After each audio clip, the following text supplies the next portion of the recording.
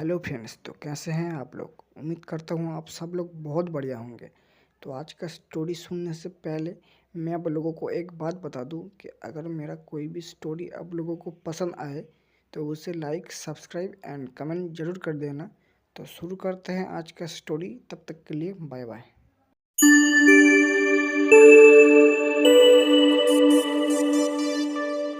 CH-51 मेरा ही जलवा। आज राणा मैंशन में बहुत बड़ा तूफान आया था। आज शौर्य ने अपने गुंडे जैसी निडर स्टाइल में यहाँ एंट्री मारी थी।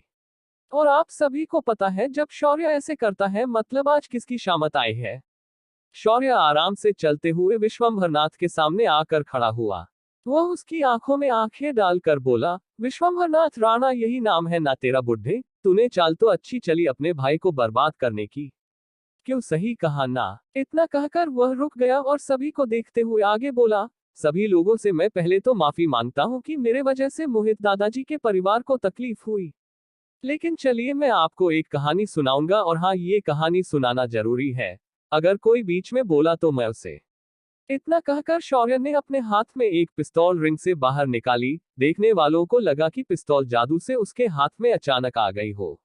उसने उसे अपने हाथ में पकड़कर सभी की ओर एक बार घुमाए फिर आगे बोला, ये कहानी है दो भाइयों की, जिनका बंटवारा होता है तो बड़ा भाई अच्छी प्रॉपर्टी खुद को रखता है और खराब प्रॉपर्टी अपने छोटे भाई को से देता है। लेकिन एक दिन बड़े भाई को पता चलता है कि उसके भाई को जो उसने बंजर जमीन का टुकड़ा दिया था वह पूरा का पूरा थोरियम और यूरेनियम से भरा हुआ है। अब बड़े भाई की नीयत फिसल गई लेकिन उसकी लालच इतनी ज्यादा थी कि वह उस टुकड़े को बिना कुछ गवाए पाना चाहता था। एक दिन उसे पता चला कि एक रॉयल फैमिली का बेटा जो आर्मी में है वह वापस आया है। वह आर्मी वाला बड़ा ही पागल दिमाग का था। उसने आर्मी ज्वाइन करने से पहले 3 लड़कियों को जान से मार दिया था। तो उसे कोई भी अपनी लड़की देने के लिए तैयार नहीं था।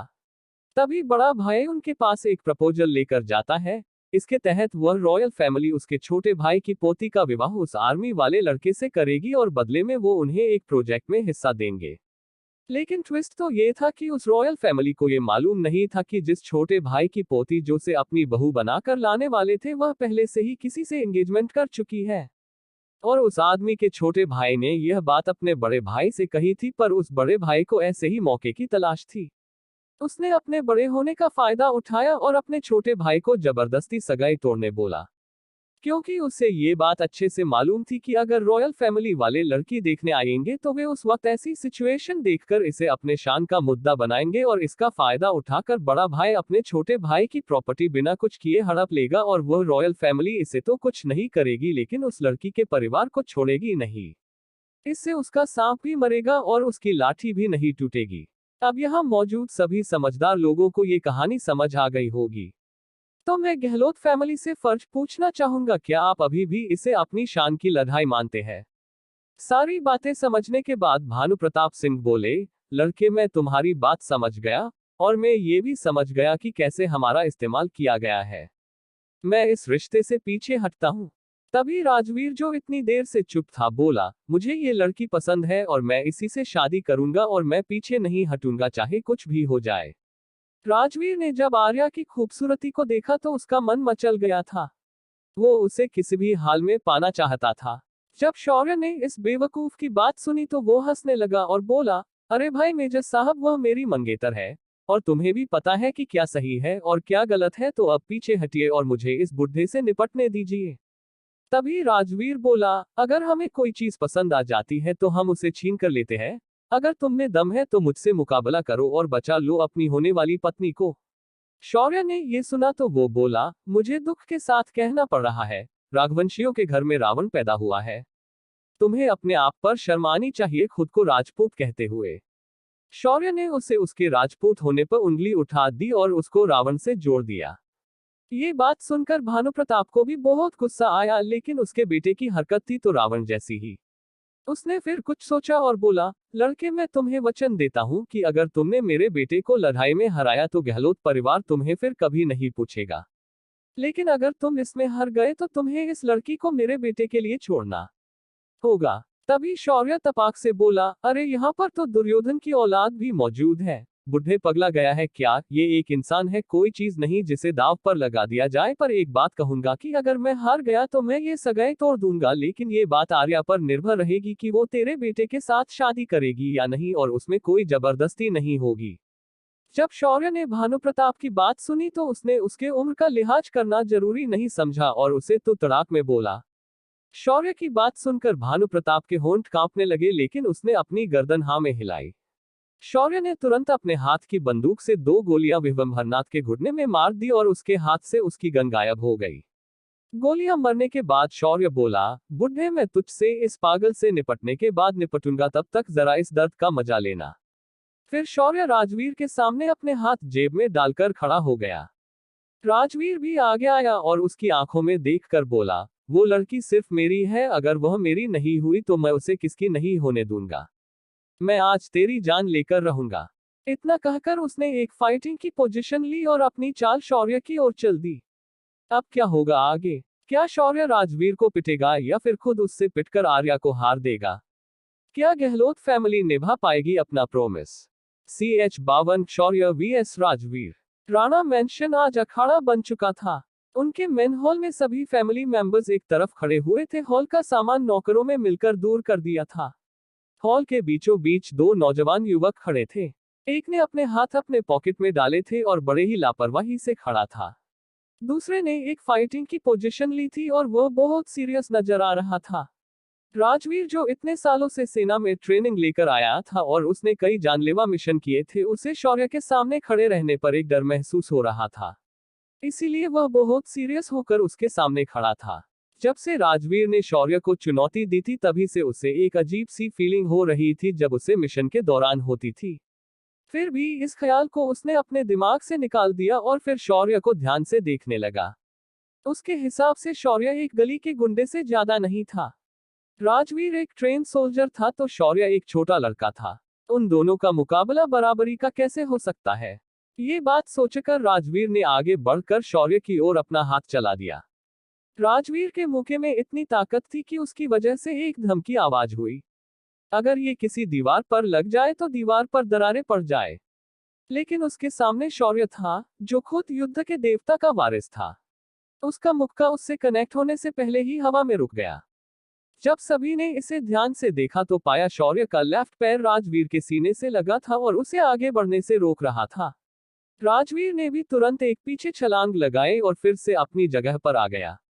उसने इस बार फिर अपनी लड़ने की स्टाइल बदली। अब वो किसी ताइक्वांडो प्लेयर की तरह जगह पर स्टेपिंग कर रहा था। राजवीर ने इस बार एक फेक किक दिखाकर पूरे रफ्तार से दूसरी किक शौर्य के कान की तरफ मार दी। इस किक का पावर बहुत ज्यादा थी। अगर आम इंसान को लग जाए तो उसका सिर फट सकता था। लेकिन ये किक शौर्य को लगती उससे पहले ही राजवीर ने महसूस किया कि उसका जो पैर जमीन पर था वह अब नहीं है और धड़ाम की आवाज के साथ वह नीचे गिर गया। उसका इतने स्टाइल से मारा हुआ दांव फुसके पटाखे की तरह फेल हो गया। राजवीर फिर से अपने जगह पर खड़ा हुआ और इस बार उसने अपना स्टेंस किसी मुई थाई के योद्धा की तरह किया। उसके बाद उसने अपने कोहनियों और घुटनों को एक दिशा में लाया और फिर तुरंत पूरी रफ्तार के साथ शौर्य पर हमला कर दिया। इस बार उसने सिर्फ एक हमले में रुकने के बारे में नहीं सोचा था। उसने अपनी कोहनी और घुटनों का इस्तेमाल करके अलग अलग दिशा से वार कर दिए। इस बार शौर्य ने अपना लेफ्ट लेग उठाया और आने वाले हमलों को उतनी ही आसानी से रोक रहा था।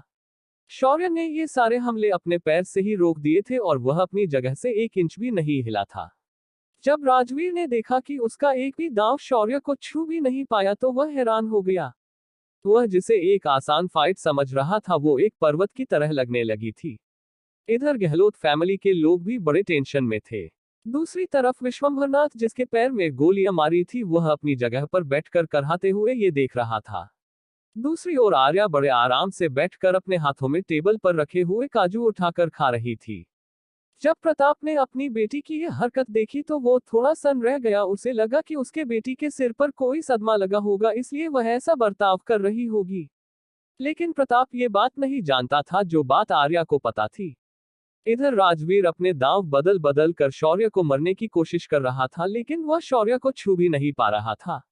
उसे अब पता चल चुका था कि वह शौर्य का ये इनविजिबल डिफेंस नहीं तोड़ सकता था। उसने फिर दिमागी दांव खेलने के बारे में सोचा और शौर्य को गुस्सा दिलाने के लिए कहा, बच्चे क्या तुम सिर्फ पॉकेट में हाथ डालकर ही मुझसे मुकाबला करना चाहते हो? अगर तुम मर्द हो तो अपना स्टेन्स लो और मुझसे सीधे मुकाबला करो।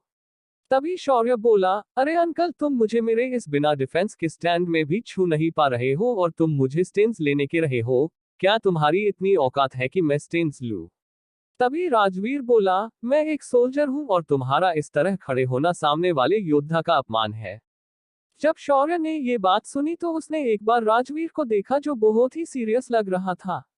शौर्य ने उसके वॉरियर स्पिरिट की सराहना की और उसके बात से सहमत हो गया। शौर्य ने अपने पॉकेट से हाथ निकाला और महादेव को याद करते हुए बोला, ओम नमः पार्वती पते, हर हर हर महादेव। इतना कहकर उसने अपनी युद्ध की मुद्रा धारण की। उसके ऐसे करते ही अचानक वहां का मौसम बदल गया। तेज आंधी तूफान चलने लगे और आसमान में ढेर सारी बिजलियां चमकने लगी। शौर्य का और एकदम से बदल गया और उसके आसपास एक लाल रोशनी चमकने लगी। शौर्य जो इतनी देर से शांत और बेपरवाह लग रहा था वह अब बदल चुका था। उसका ऑरा बहुत ही जानलेवा लग रहा था और उसका प्रेशर बहुत ज्यादा था। सिर्फ उसके ऑरा के प्रेशर से राजवीर घुटने पे आ गया था। हॉल में मौजूद सभी लोगों की सांसें तेज हो चुकी थी।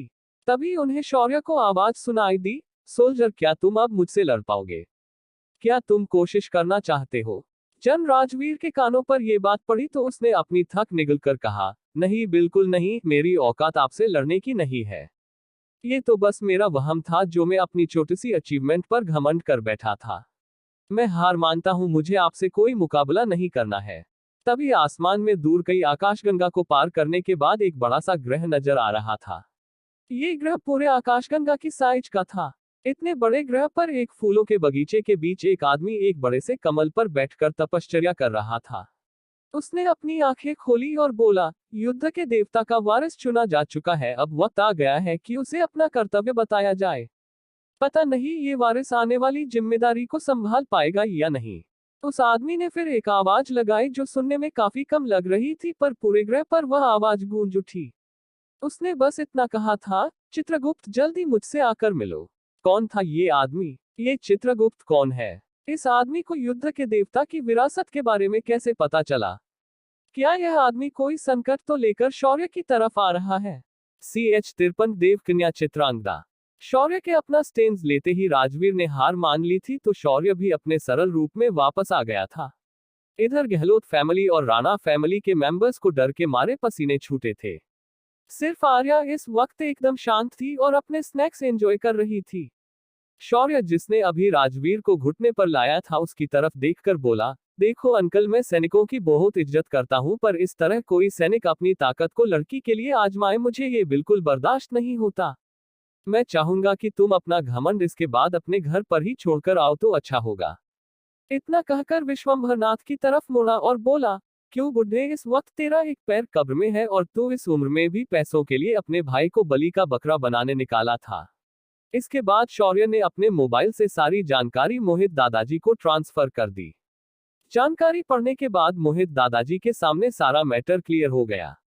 मोहित दादाजी बोले, मैंने आपसे ये उम्मीद नहीं की थी बड़े भैया, अपने एक जमीन के टुकड़े के लिए मेरा पूरा परिवार खतरे में डाल दिया था।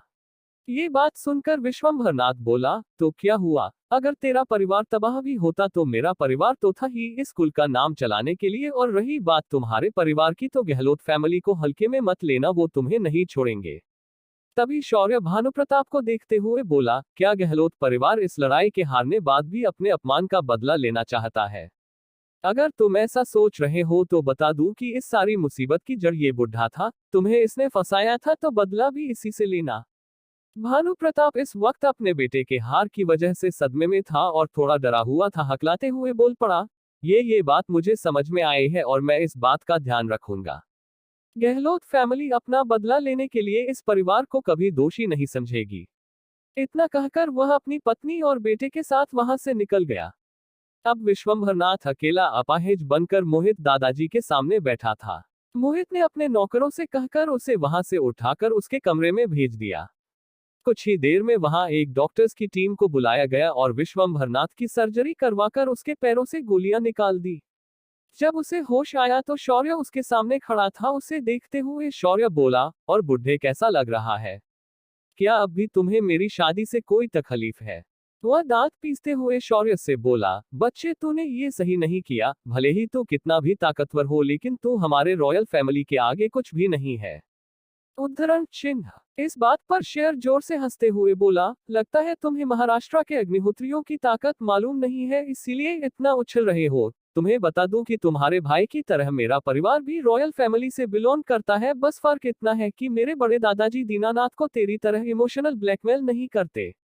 अगर तुझे लगता है कि फिर भी मेरी ताकत तुझसे कम है तो जरा इस बात को ध्यान से देख। इतना कहकर शौर्य ने दूर खड़े रहकर टेबल और उसके ऊपर रखी चीजों को हवा में उठा दिया। जब विश्वंभरनाथ ने ये देखा तो वह समझ गया कि उसके सामने खड़ा लड़का कोई सामान्य लड़का नहीं है, वह एक मायावी राक्षस है। फिर विश्वंभरनाथ ने शौर्य को देखकर कहा, मैं वचन देता हूँ कि इसके बाद मैं कभी भी ऐसी हरकत नहीं करूंगा, बस मुझे छोड़ दो। बुढ़े, ये बात अच्छे से याद रखना, दुनिया में पैसों की पावर से बड़ी पावर होती है तुम्हारे हाथों की ताकत, वो किसी को भी खत्म कर सकती है।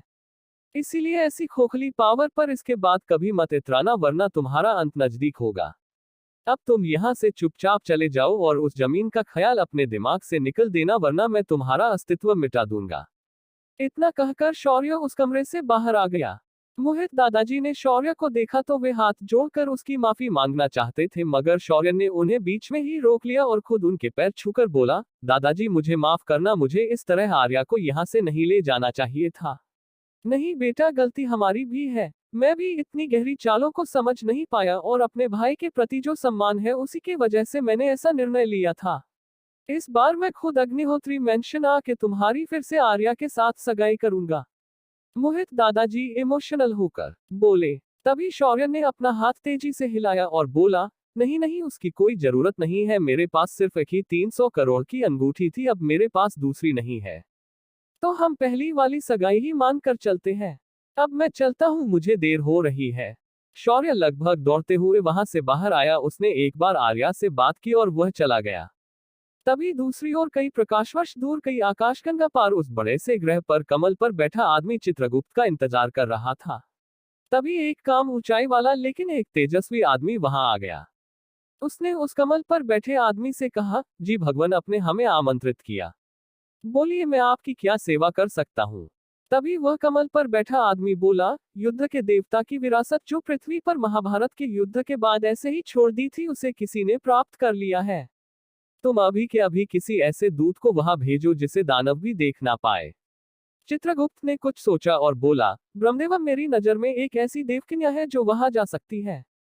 उसकी शक्तियां कुछ खास है, वह वहां पर बिना किसी के दृष्टि में आए जा सकती है।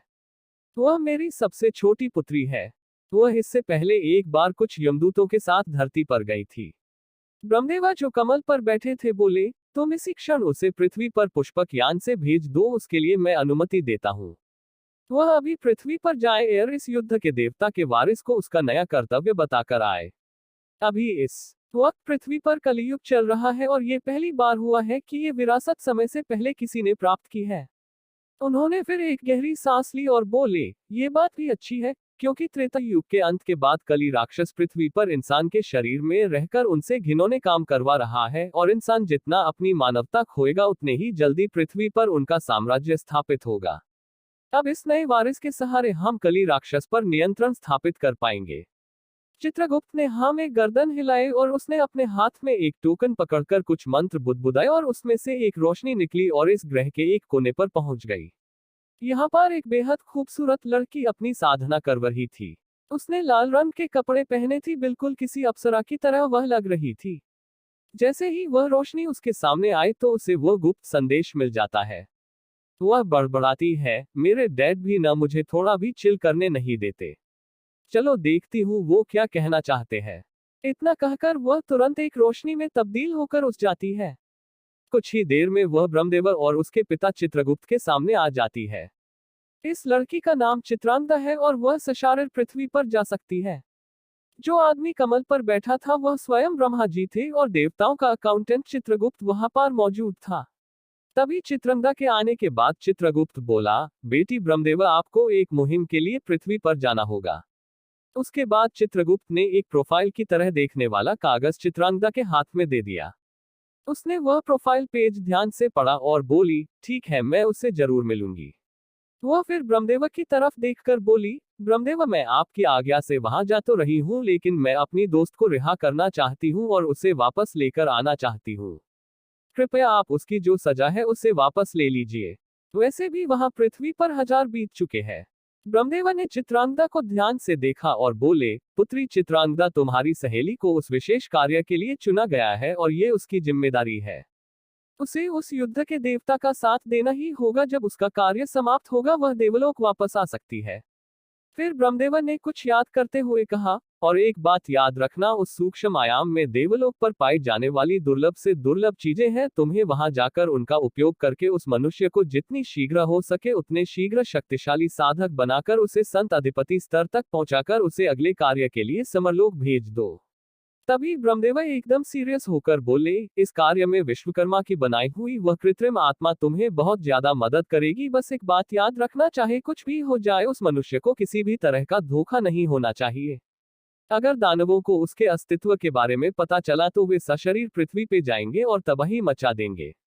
चित्रांगदा ने ब्रह्मदेव की आज्ञा ली और पुष्पक यान में बैठकर पृथ्वी की ओर निकल पड़ी। अब क्या होगा आगे शौर्य के जिंदगी में? क्या चित्रांगदा के आने से क्या बढ़ जाएगी उसकी मुसीबतें? CH54 नई दुकान और नया मुकाम। शौर्य जो अपने घर राणा मैंशन से जल्दबाजी में निकला था वह कुछ ही देर में अपने घर पहुंच गया था। दिन ढलने का समय हो रहा था। द्वारिका के समुद्र किनारे से सूर्यास्त बेहद सुंदर दिखाई दे रहा था। तभी शौर्य का फोन बजने लगा। ये फोन कशिश ने किया हुआ था। कशिश ने फोन उठाते ही दूसरी ओर से एकदम सीरियस टोन में कहा, बॉस, हमने एंटीक शोरूम का डिजाइन और इंटीरियर का काम खत्म कर दिया है, अब बस सामान लाकर इसे सजाने की देरी है। हमारे रजिस्ट्रेशन का काम भी हो चुका है। शौर्य ने भी सीधा जवाब दिया, ठीक है, मुझे तुम शोरूम पर मिलो, मैं अभी वहां पर आता हूं। इतना कहकर शौर्य ने अपना फोन रख दिया। फिर उसने अपने दिमाग में सिस्टम को कहकर अपने खजाने से जादुई वस्तुओं को अलग किया और एंटीक वस्तुओं को अलग किया। उसने फिर एक बार सिया को देखा जो पढ़ाई कर रही थी। उसने कुछ सोचा और बोला, सिया, क्या तुम मेरे साथ एक खास जगह चलना चाहोगी?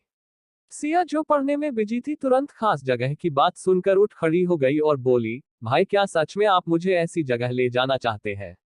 मैं अभी तैयार होकर आती हूँ, आप बस मुझे 2 मिनट दे दो। इतना कहकर सिया अंदर चली गई और अपने कपड़े बदल कर आ गई। इस वक्त उसने अनारकली वाला फुली एम्ब्रॉयडरी किया हुआ पिंक शेड वाला ड्रेस पहना था। वह बेहद सुंदर लग रही थी। शौर्य फिर उसे अपने साथ लेकर शोरूम के लिए निकल गया। शौर्य के शोरूम की बिल्डिंग मेन मार्केट एरिया में बनी थी। जब दोनों भाई बहन वहां पहुंचे तो देखा कि कशिश दरवाजे पर उनका इंतजार कर रही थी। शौर्य ने कशिश का इंट्रोडक्शन सिया से करवाया, फिर वह अंदर चले गए। शोरूम के अंदर दीवार पर सामान रखने के लिए कांच की प्लेट एकदम खास एंगल से लगाई गई थी। कुछ कांच के बक्से बनाए गए थे। छत पर खास प्राचीन डिजाइन की कॉपी करके एक सुंदर नक्काशी की गई थी। हर जगह लाइट लगाकर रखी गई थी और एंटी थेफ्ट सिस्टम भी इंस्टॉल किया गया था। शौर्य ने हर चीज को ध्यान से देखा, फिर कशिश की तारीफ करते हुए कहा, वाह कशिश मैडम, आपने जैसा मैंने सोचा था वैसा ही इसे बना दिया है। इस बात पर मैं बहुत खुश हूँ। थैंक यू बॉस, ये तो मेरा काम है, कशिश ने विनम्र होकर जवाब दिया। उसके बाद शौर्य ने कशिश से सीरियस होकर कहा, कशिश, तुम अभी के अभी जाकर दरवाजा बंद कर दो, क्योंकि मैं अब जो करने जा रहा हूं वह कोई और नहीं देख सकता। उन्होंने इसे देखा तो अनर्थ हो जाएगा। कशिश ने भी उसकी बात मानकर तुरंत दरवाजा बंद कर दिया। दरवाजा बंद होते ही शोर हर जगह जाता था और अपना हाथ आगे करते ही उसमें से अलग अलग एंटीक निकलते थे और उस जगह पर मानो हवा से प्रकट हो रहे थे। शौर्य ने धीरे धीरे पूरा शोरूम अपने एंटीक से भर दिया। इन एंटीक में कई सारे प्राचीन गहने, हथियार, इस्तेमाल किए जाने वाले सामान, खास रत्नों से बने हार, अलग अलग रंग के क्रिस्टल्स भी इसमें शामिल थे। यहाँ मौजूद हर वो चीज खास थी और उनकी कीमत करोड़ों में हो सकती थी। उसके बाद शौर्य ने सिस्टम से उन वस्तुओं की जानकारी अपने मोबाइल में ट्रांसफर कर ली और उसे कशिश को कहकर प्रिंट करने कह दिया। इतनी देर से कशिश और सिया ये चमत्कार देख रहे थे, वे बहुत ज्यादा हैरान थे।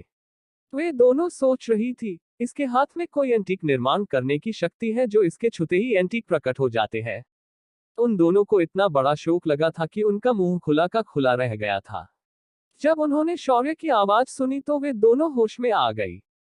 कशिश ने भी वह डाटा लिया और उसे स्टो के प्रिंटर से प्रिंट करने चली गई। तभी सिया को देखते हुए बोला, तुम्हारा भाई बहुत बड़ा जादूगर है, ये तो सिर्फ मामूली बात है। भविष्य में मैं तुम्हें भी ये सिखा सकता हूँ, लेकिन अभी नहीं, हमें और भी नए मुकाम हासिल करने हैं। कुछ देर बाद शोरूम का दरवाजा खुला तो सड़क पर आने जाने वाले लोगों ने एंटीक से भरा हुआ शोरूम देखा तो वे हैरान हो गए। कुछ लोग अंदर आकर देखना चाहते थे, मगर बाहर बोर्ड पर लिखा था, कल शोरूम की ओपनिंग है, तभी आप यहां आकर इन सभी वस्तुओं को देख सकते हैं। शौर्य को तभी कुछ क्लिक हुआ और उसने तुरंत सिस्टम से पूछा, क्या हम यहां पर सिक्योरिटी की अरेंजमेंट कर सकते हैं? तभी सिस्टम बोली, आपके स्टोरेज रिंग में एक वस्तु है जो इस शोरूम की रक्षा कर सकती है, बस आपको उसे इन एंटीक सामान के बीच रख देना है और आदेश देना है। शौर्य ने फिर सिस्टम के कहे मुताबिक उस वस्तु को बाहर निकाला और देखा कि वह एक चौकोर आकार का छोटा बॉक्स था। इस बॉक्स पर खून की बूंद डालकर शौर्य ने इसे एक्टिवेट कर दिया। तभी उसमें से एक डरावनी आकृति निकली। उसके हाथ में एक बड़ा सा नुकीला मुड़ा हुआ हथियार था और उस आकृति ने अपने आप को ढक रखा था। उसे देखकर कार्टून में बने हुए डेथ गॉड की याद आ जाती थी। शौर्य ने उसे आदेश देकर शोरूम की सुरक्षा की जिम्मेदार दे डाली। आदेश मिलते ही वह आकृति गायब हो गई। इधर कशिश ने भी इसे देखा था, पर वह सिर्फ थोड़ा डरी, मगर अब उसे इतना बड़ा झटका नहीं लगा जितना बड़ा झटका एंटीक सामने आते हुए लगा था। कल शोरूम की ओपनिंग थी तो कशिश ने अपने नए रिक्रूट्स को आज शाम को ही बुला लिया था। उनके लिए खास यूनिफॉर्म बनाए गए थे, साथ ही साथ उनका बैकग्राउंड चेक भी हुआ था। सभी स्टाफ एकदम प्रोफेशनल लग रहा था। सभी का इंट्रोडक्शन होने के बाद शौर्य ने कशिश से पूछा, इनविटेशन का क्या हुआ? कशिश ने मुस्कुराकर कहा, बॉस, मैंने सारे इनविटेशन शहर के बड़े परिवारों को भेज दिया है। वे लोग कल शाम को निश्चित समय पर आ जाएंगे। मैंने शनाया की मदद ली थी। ये सही है, अब मैं बिना सोचे यहाँ से जा सकता हूँ, पर याद रहे यहाँ कोई भी होशियारी करना यानी सीधा मौत को दावत देना है। फिर अचानक सभी स्टाफ के सामने वह डरावनी आकृति अपने हथियार के साथ प्रकट हुई।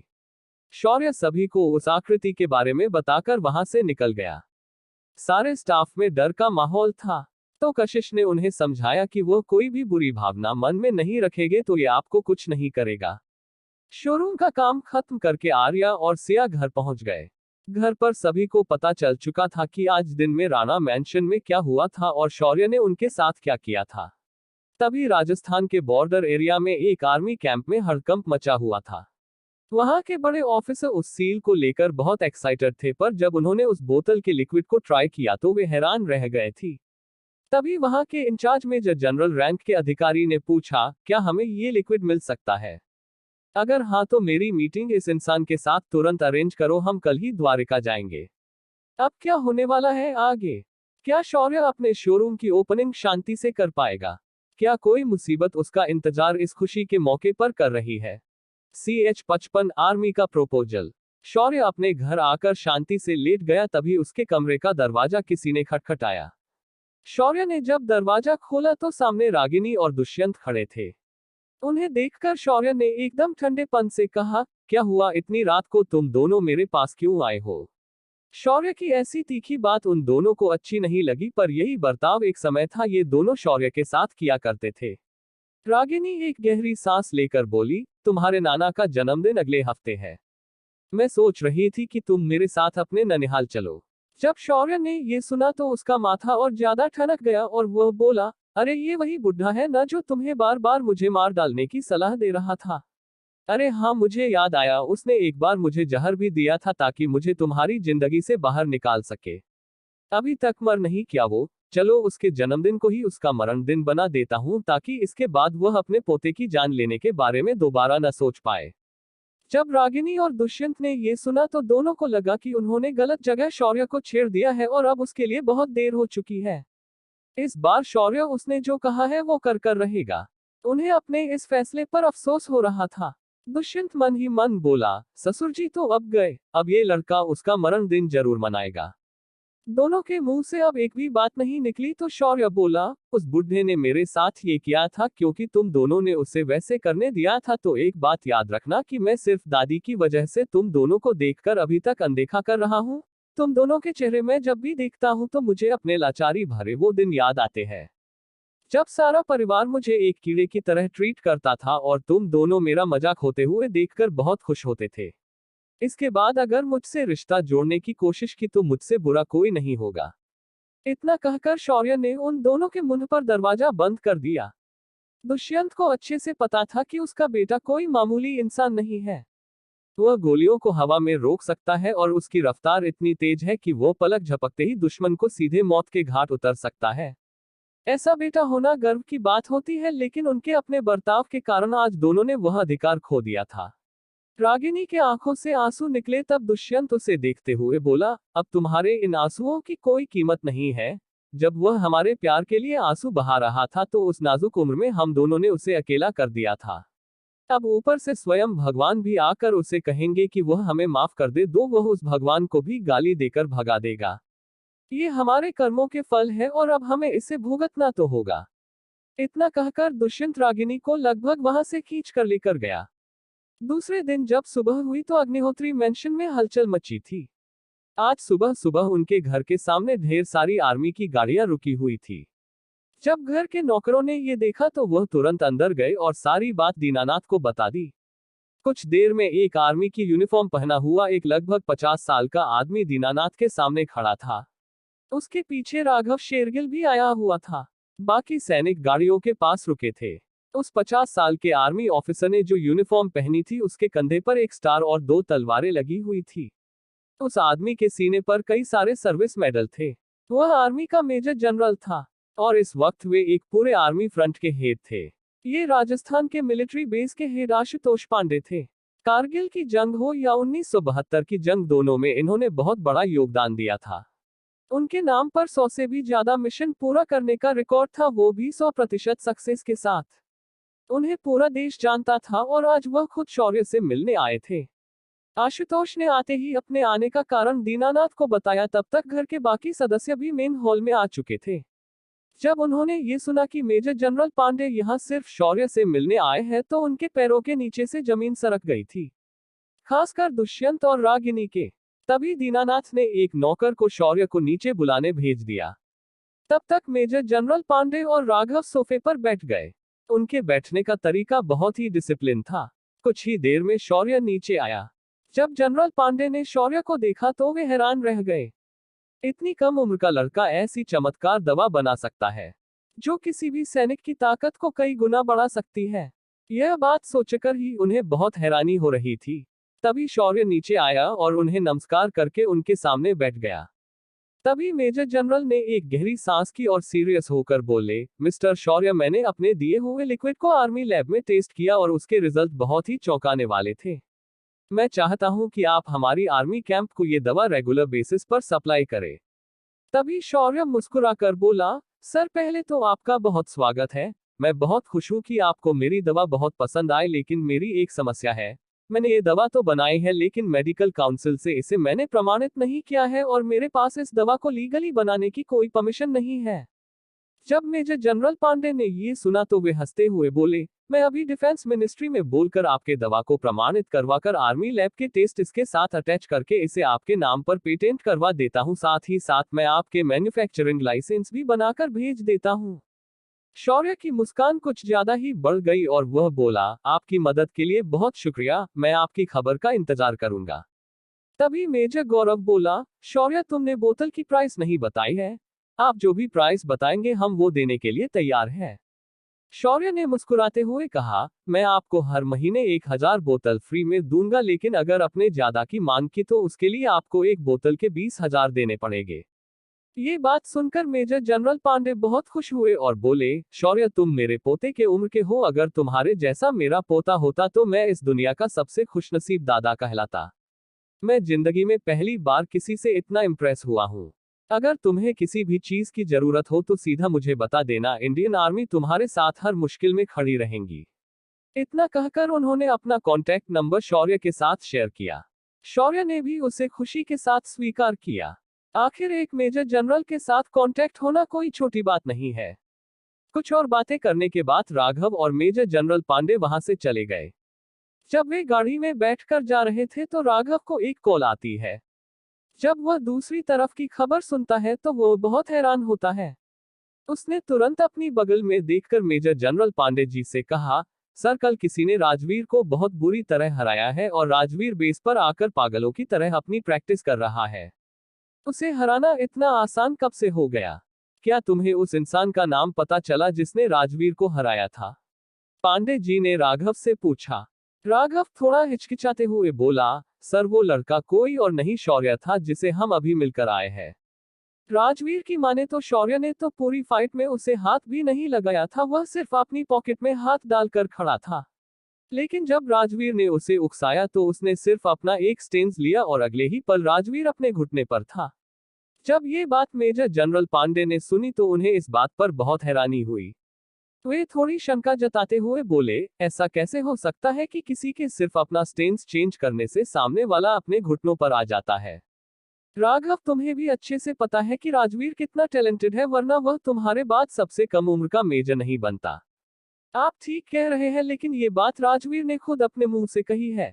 आपको भी अच्छे से पता है कि रॉयल फैमिली से होने की वजह से राजवीर की आंखें हमेशा असमान में रहती है और उसका घमंड उसके नाक पर, लेकिन आज वह अपने मुंह से इस बात को काबूल कर रहा है कि उसने शौर्य के सामने घुटने टेके थे, मतलब उसकी बात में कुछ तो दम होगा। राघव ने भी पांडे जी को तथ्य बताया। राघव की बात सुनकर मेजर जनरल पांडे के चेहरे पर एक शरारत भरी मुस्कान आई और इस मुस्कान को राघव अच्छे से समझता था। ये वो मुस्कान थी जब पांडे जी किसी को फंसाने का प्लान करते थे। अब क्या पांडे जी शौर्य के सामने कोई चुनौती रखने वाले थे? क्या शौर्य को आर्मी ज्वाइन करने के लिए पूछा जाएगा? क्या शौर्य अपनी दुकान की ओपनिंग बिना किसी परेशानी के कर पाएगा? क्या पांडे जी शौर्य की मेडिसिन की कंपनी को शुरू करने में मदद करेंगे? CH56 शोरूम की ओपनिंग और ढेर सारा अपमान। आज अग्निहोत्री मैंशन में सन्नाटा छाया हुआ था। आज हर कोई शौक में था और होगा भी, क्यों नहीं। आज शौर्य ने अपने दम पर पूरे परिवार के सामने आर्मी से बहुत बड़े बिजनेस की डील की थी। वो भी उसका प्रोडक्ट मार्केट में आने से पहले ही उसे आर्मी ने अपने लिए रिजर्व कर लिया था। राकेश, जो अग्निहोत्री परिवार का बिजनेस संभालते थे, वे बहुत खुश हुए थे, लेकिन जैसे ही उन्हें पता चला कि शौर्य अपनी खुद की कंपनी खोलकर फिर उस दवा को मार्केट में लाएगा, उनके सारे खुशी पर पानी फिर गया। मेजर जनरल पांडे के जाते ही शौर्य जल्दी जल्दी सिया के साथ रेडी होकर कॉलेज चला गया। शौर्य ने कॉलेज में कुछ दोस्त बनाने की कोशिश की थी, लेकिन उसके आसपास कोई नहीं भटकता था और सिया से तो लोग बहुत ज्यादा दूरी बनाकर रखते थे। कॉलेज में शौर्य उसके क्रूरता के लिए और पैसों के लिए फेमस हो गया था, लेकिन हिस्ट्री डिपार्टमेंट में उसे एक जीनियस की तरह देखा जाता था। शौर्य खुद को हमेशा लो प्रोफाइल रखने की कोशिश करता था, पर एक बार उसका नाम हाई प्रोफाइल बन गया तो वो लो नहीं हो रहा था। शौर्य इसी वजह से कुछ दिनों से सिंपल मगर फिर भी महंगे कपड़े पहन रहा था ताकि उसे कोई ज्यादा अहमियत न दे, पर आज उसकी यही हरकत उसे बहुत बड़ा शौक देने वाली थी। दोपहर को अपने कॉलेज का काम खत्म करके शौर्य सीधे राणा मैंशन गया और वहां सभी को शोरूम की ओपनिंग का न्योता देकर आर्या को अपने साथ लेकर अपने घर आया था। उसने अपने घर पर सिया को कहकर न्योता दिया था। पहले तो घर के लोग इसमें जाना नहीं चाहते थे, मगर आज सुबह की घटना की वजह से सभी लोग ओपनिंग सेरेमनी में जाने वाले थे। शाम को शौर्य भी अपने शोरूम पहुंच गया था। इस वक्त उसने आर्या को सिया के साथ आने कह दिया था। जैसे ही उसने अपनी कार पार्क की और वह अंदर जाने लगा, सिक्योरिटी गार्ड ने उससे इनविटेशन कार्ड मांगा, जिसे देख शौर्य खुद दंग रह गया, क्योंकि कल रात वह अपने स्टाफ से मिला था मगर आज ये सिक्योरिटी गार्ड्स नए आए थे। शौर्य ने उन्हें मुस्कुराते हुए कहा, अरे भाई, मैं शौर्य हूँ, इस शोरूम का मालिक, क्या मुझे भी अब इनविटेशन दिखाना होगा? इस बात पर दोनों गार्ड्स ने शौर्य को ऊपर से नीचे एक बार देखा और अपमानजनक लहजे में कहा, बच्चे, क्या तुमने अपनी शक्ल आईने में देखी है? तुम्हें क्या हम पागल नजर आ रहे हैं? हमारे साथ मजाक करना बंद करो और चुपचाप यहाँ से निकल जाओ, वरना हम तुम्हें धक्के मारकर बाहर निकल देंगे। शौर्य ने ये सुना तो उसे पॉकेट एफएम पर सुनी ही कहानी की याद आए और वह खुद को एक बार देखने लगा। फिर उसने मुस्कुराते हुए उन्हें कहा, भाई लोग, तुम शायद नए हो तो कुछ भी बोलने से पहले यहाँ पर हो इंचार्ज होता है, उसे बुलाकर कंफर्म कर लिया करो। और एक बात और, तुम लोगों को यहाँ सिक्योरिटी के लिए रखा है तो वही करो, किसी की हैसियत जज करने की कोशिश मत करना, वरना तुम्हारी एजेंसी को कहकर तुम्हारी नौकरी छीन सकता हूँ। इस बात पर दोनों गार्ड्स मुस्कुराने लगे और शौर्य को ताना मारते हुए बोले, देख बेटे, हम सुपर सिक्योरिटी वाले हैं और हमें यहाँ पर बुलाने से पहले यहाँ के इंचार्ज ने साफ बताया था कि किसी को भी बिना इनविटेशन के अंदर मत आने देना। तो अगर तुम्हें कोई शिकायत है तो यहाँ के इंचार्ज को बुलाओ और उसे बताओ, हमें नहीं। जब शौर्य ने ये सुना तो उसने अपना सिर मजबूरी में खुजाया और बोला, ठीक है, वैसे भी तुमने सही कहा है कि मुझे इंचार्ज को बुलाना चाहिए और मुझे अंदर आने की परमिशन लेनी चाहिए। इतना कहकर शौर्य अपना फोन निकलकर कॉल करने ही वाला था कि उसे पीछे से आवाज सुनाई दी। अरे देखो इन्हें, ये तो वही नकारा शौर्य है ना? क्यों भाई, क्यों इन गरीब गार्ड्स को परेशान कर रहे हो? अपने परिवार को तो इतना परेशान करके तुम्हें चैन नहीं है क्या? जब देखो तब कहीं पर भी टपक जाते हो और खुद को एक गरीब और लाचार इंसान दिखाकर अपने परिवार की इज्जत मिट्टी में मिला देते हो। ये इंसान कोई और नहीं, शौर्य का स्कूलमेट अंकुश था। उसने और अंकुश ने स्कूल की पढ़ाई एक साथ की थी। अंकुश भी एक बड़े परिवार से आता था। वह इस वक्त अपने परिवार यानी जोशी परिवार की तरफ से यहाँ आया था। शौर्य ने भी अंकुश को देखा तो अपना सिर बेबसी से हिलाया और अपने फोन से कशिश को कॉल कर दिया और उसे बाहर बुला लिया। अंकुश अभी भी चुप नहीं बैठा और आगे बोला, ये जगह तुम्हारी औकात से बाहर है। यहाँ सिर्फ अमीर लोग आ सकते हैं, तुम्हारे जैसे ठुकराए हुए फटीचर नहीं। अभी के अभी निकल जाओ यहाँ से वरना। तभी उसकी बात को काटते हुए एक आवाज शोरूम के अंदर से आई, वरना क्या मिस्टर जोशी, क्या ये शोरूम आपका है जो आप यहाँ पर आकर इस शोरूम के मालिक को यहाँ से चले जाने की धमकी दे? जब ये बात अंकुश और उन सिक्योरिटी गार्ड्स ने सुनी तो उनके पैरों तले जमीन फिसल गई। तभी शौर्य ने आगे बढ़कर उन गार्ड्स को देखा और बोला, आज से सुपर सिक्योरिटी हमारे शोरूम के बाहर नहीं दिखनी चाहिए और इन्हें इंस्ट्रक्शन देने वाले इंसान को यहाँ पर बुलाओ। कशिश समझ चुकी थी कि अब शौर्य का मत ठनक गया है। उसने तुरंत मैनेजर को वहां पर बुलाया। मैनेजर ने जब शौर्य को गेट पर देखा तो वो पहले कुछ समझ नहीं पाया, पर आगे शौर्य ने जो कहा उससे उसे सारी बात पता चली। तो मैनेजर साहब ने आज इन गार्ड्स को आदेश दिया था कि वो किसी को भी बिना इनविटेशन अंदर आने नहीं देंगे और उन्होंने ये बात बड़े ध्यान से की, मगर मैनेजर साहब ने इन्हें मालिक के आने पर क्या करना है ये इंस्ट्रक्शन नहीं दिए थे और इस तरह से हमारे मैनेजर ने अपने पहले दिन इतनी बड़ी गलती कर दी। तो आज मैनेजर साहब इन गार्ड्स की जगह खड़े रहेंगे और हर गेस्ट का स्वागत करेंगे और अगले 1 महीने तक ये एक सेल्समैन का काम करेंगे। जब मैनेजर ने ये सुना तो उसके चेहरे की हवाइयां उड़ गई। उसे लग रहा था आज उसकी बहुत तारीफ होगी, पर उसकी लापरवाही के वजह से आज उसे मुंह की खानी पड़ी। शौर्य ने फिर उन गार्ड्स को देखा और सीरियस होकर कहा, तुम दोनों अब जा सकते हो, अब इंचार्ज यहाँ पर आ गए हैं और आपको अभी इसी वक्त अपने एजेंसी जाने का ऑर्डर दिया जाता है। इतना कहकर शौर्य अंकुश को देखकर बोला, अबे छछूंदर, तू कौन सी दुनिया में रहता है? तुझे अगर मेरे बारे में कुछ पता नहीं तो पहले पता कर लिया कर। अब एक काम कर, तू यहीं से वापस चला जा और तेरे उस टकले बाप को बोल देना कि आज के बाद जोशी फैमिली मेरे बिजनेस से ब्लैकलिस्ट की जाती है। इतना कहकर हैरान अंकुश को वहीं पर छोड़कर चला गया। शौर्य का ये पहला बिजनेस था तो उसने अपने सबसे प्रिय इंसान का नाम शोरूम को दिया था। वो था गीतांजलि एंटीक्स। शौर्य अंदर आया और अपने कपड़ों को देखा और अपनी आंखें बंद की। जब उसने आंखें खोली तो उसके शरीर पर एक बहुत महंगा दिखने वाला एक बिजनेस सूट था। फिर उसे याद आया कि आज माया को भी ऐसे मौके पर यहाँ होना चाहिए, तो उसने माया को डायमेंशन से बाहर बुलाया और सारी सिचुएशन शॉर्ट में समझाई। फिर वह माया के साथ रूम से बाहर निकला और खड़ा हो गया। कुछ ही देर में वहां पर धीरे धीरे मेहमान आने लगे। वैसे तो शौर्य के बारे में सभी परिवारों को पता था, सिर्फ कुछ अंकुश जैसे अकल के अंधे लोग ऐसी बातों को नजरअंदाज करते हैं और अपना नुकसान करवा बैठते हैं। कुछ देर बाद प्रोफेसर शर्मा भी वहां पहुंच गए थे। आज उनका रोल बहुत इंपॉर्टेंट था। शौर्य ने भी उनके साथ अपनी कंपनी की ओर से एक कॉन्ट्रैक्ट किया हुआ था और उनके जैसे जानकार की बात एंटीक मार्केट कोई नहीं टाल सकता था। शौर्य ने प्रोफेसर का स्वागत गर्म दिली के साथ किया और फिर उन्हें शोरूम में ले गया। उसने उन्हें वहां पर रखा सारा कलेक्शन दिखाया। तभी अचानक शोरूम में शोर मच गया और सभी की नजरें दरवाजे पर आई हुई एक खूबसूरत औरत पर टिकी हुई थी। ये शनाया थी जो आज के प्रोग्राम की होस्टिंग करने वाली थी। जब शनाया ने सबके साथ हाय हेलो किया और शौर्य की तरफ जाने लगी, तभी उसकी नजर माया पर पड़ी और वह एकदम लड़खड़ाई, क्योंकि जो उसके सामने खड़ी थी वह एक अप्सरा थी जिसकी खूबसूरती के आगे देवता भी पागल हो जाते हैं। तो शनाया किस खेत की मूली थी। इधर भीड़ ने भी शनाया के नजरों का पीछा किया और माया को देखा। असल में माया उस रूम से बाहर आने के बाद खुद की चाम को कम करके एक कोने में खड़ी थी, लेकिन शौर्य घूमते हुए उसके पास आ पहुंचा था और उसकी वजह से वह शनाया की नजरों में आ गई। जब सबकी नजरें उस पर पड़ी तो भीड़ ने अपने होश खो दिए थे। हर कोई माया को अलग अलग नजरों से देख रहा था। कुछ दिलफेक आशिक उसकी तरफ जाने ही वाले थे, तभी उन्होंने देखा कि शौर्य ने माया की कमर पर हाथ रखा और उसे अपनी ओर खींच लिया। उसकी ये हरकत उन मेहमानों को मानो बता रही थी कि ये उसकी अमानत है, उसके बारे में सोचना भी मत। कुछ देर बाद अग्निहोत्री परिवार और राणा परिवार के लोग वहां पर आ गए थे। जब उन्होंने देखा कि अग्निहोत्री परिवार को एक गेस्ट की तरह इनवाइट किया है तो लोग खुसफुसाने लगे। इन लोगों में सिया और आर्या भी शामिल थे। वे दोनों आते ही शौर्य को चिपक गई, मानो वो दोनों उसे छोड़ना नहीं चाहती थी। पर किसी ने भी शौर्य को पूछने की हिम्मत नहीं की, क्योंकि लगभग हर कोई जानता था कि शौर्य जैसा सीधा दिखता है वैसा है नहीं।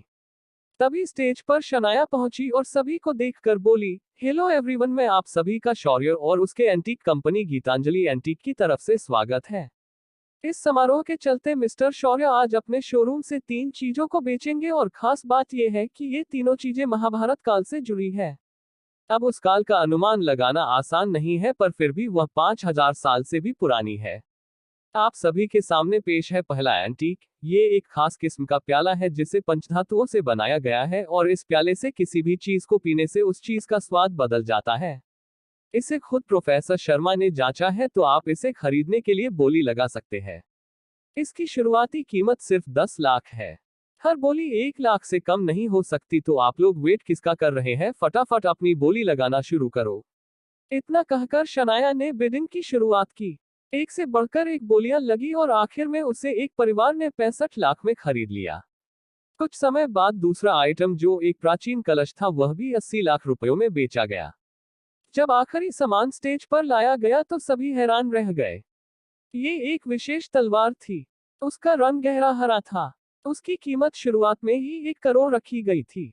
लेकिन हर कोई जानता था उस तलवार की असली कीमत क्या हो सकती है। भले ही वह तलवार बहुत प्राचीन थी, लेकिन उसकी कंडीशन बहुत ही नई थी। इसकी बनावट आंखों को लुभा रही थी। तभी शनाया स्टेज पर खड़े होकर आगे बोली, ये तलवार बहुत खास है, क्योंकि इसकी खूबसूरती एक लड़की की तरह है जिस पर से किसकी आंखें नहीं हटती, पर जब ये चलती है तो उस लड़की की तरह काटती भी उतना ही खतरनाक है। इसीलिए इस तलवार का नाम परम सुंदरी है। तलवार का इंट्रोडक्शन सुनते ही सभी खरीदार मानो पागल हो गए हो और अपनी बोली को बढ़ाने लगे। कीमत बढ़ते बढ़ते 10 करोड़ के पार गई, लेकिन अभी भी बोलियां रुक नहीं रही थी। इस तलवार के लिए आखिरी बोली 18 करोड़ रुपयों की लगी और उसे रायजादा परिवार ने खरीद लिया। तभी स्टेज से शनाया ने अपनी मादक आवाज में कहा, सभी मेहमानों को बता दिया जाता है कि हमारे शोरूम का ऑक्शन हर महीने किया जाएगा और बाकी जो चीजें आपको शोरूम में दिख रही है उन्हें आप कभी भी खरीद सकते हैं। उसके लिए आपको बोली लगाने की कोई जरूरत नहीं है। अगर आप भी अपनी कोई चीज बेचना चाहते हैं तो गीतांजलि एंटीक के ऑक्शन हाउस से कांटेक्ट कर सकते हैं। आपको तो पता होना चाहिए कि मैं इस ऑक्शन हाउस को अब मैं रिप्रेजेंट कर रही हूं, मुझे आप सभी के कॉल का इंतजार रहेगा। इतना कहकर शनाया इठलाते हुए स्टेज से नीचे उतर गई। तभी शौर्य, जो उसे इतनी देर से देख रहा था, वह बड़बड़ाया, ये भी किसी तलवार से कम नहीं है, अगर चाहे तो किसी को भी बिना घाव दिए काट सकती है। तभी आर्या उसके कमर पर चोटी काटते हुए बोली, क्यों साहब का दिल भी मचल गया उसे देखकर। शौर्य ने लाचारी से गर्दन हिलाए और बोला, तुम्हारे और माया के होते ये दिल नहीं मचला तो इसे देखकर क्यों मचलेगा। आर्या ने ये बात सुनी तो उसका चेहरा शर्म से लाल हो गया, मगर माया के एक्सप्रेशन नहीं बदले। उसे तो पहले ही पता था उसकी खूबसूरती के बारे में, तो वह भला क्यों शर्माए। ओपनिंग सेरेमनी खत्म हुई थी और शोरूम में एक स्पेशल जगह पर एक पूजा घर बनाया गया था। यह आइडिया कशिश और सिया का था। उस पूजा घर में भगवान श्री कृष्ण की मूर्ति स्थापित की थी। अब कैजुअल ओपनिंग के बाद धार्मिक विधियों को भी पंडित जी द्वारा पूरा किया जा रहा था। कुछ देर में शौर्य को उस स्थान पर बुलाया था।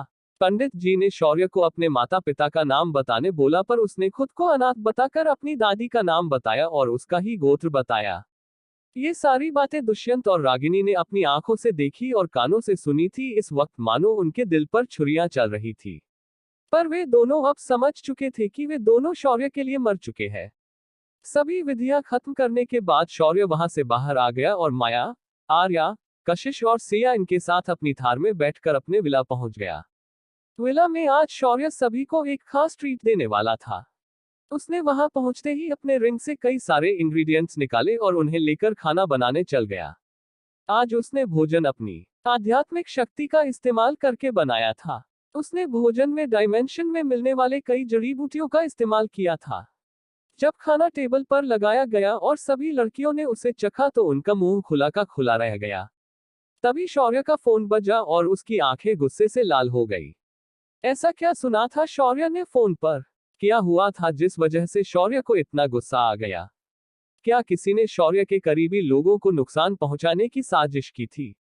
या फिर शौर्य के किसी बेवकूफ दुश्मन ने उससे बदला लेने के लिए ऐसी चल चली थी? CH57 गन पॉइंट पर परिवार। शौर्य और तीनों लड़कियां उसके विला में बैठकर खाने का मजा ले रहे थे। खाना खाते वक्त शौर्य का फोन बजा तो उसने उसे तुरंत बिना देखे उठा लिया। तभी दूसरी ओर से घबराती हुई एक आवाज आई, छोटे मालिक आपको जल्दी घर आना होगा, किसी ने आपके घर के सभी लोगों को घर से जबरदस्ती किडनैप करवाया है। वे लोग बहुत सारे थे और उनके हाथों में बंदूकें थी। तभी शौर्य ने गुस्से से पूछा, क्या तुम्हें पता है वे लोग कौन थे और क्या चाहते थे? नहीं मालिक, मुझे कुछ नहीं पता, मैंने बस इतना सुना था कि आपके पिता ने किसी बड़े गिरोह पर कार्यवाही करके उनके लीडर को मरवाया था। उस लीडर का बेटा आज ये सब कर रहा है। नौकर ने घबराते हुए कहा, ठीक है, मैं इसका पता लगाता हूँ, तुम बस घर में रहो और ये बात किसी को पता चलने मत देना। शौर्य ने उस नौकर को समझाया और फिर अपनी जगह उठ खड़ा हुआ। शौर्य ने एक बार लड़कियों को देखा और उन्हें माया के साथ डायमेंशन में भेज दिया और माया को सिया के लिए साधना की ट्रेनिंग अरेंज करने कहा। इस वक्त सिया उन लोगों के निशाने पर आ सकती थी। शौर्य इस वक्त ऐसी रिस्क नहीं ले सकता था। दूसरी तरफ शौर्य पूरे अग्निहोत्री परिवार को मरने के लिए छोड़ सकता था, पर वह ऐसा कुछ होने नहीं दे सकता था।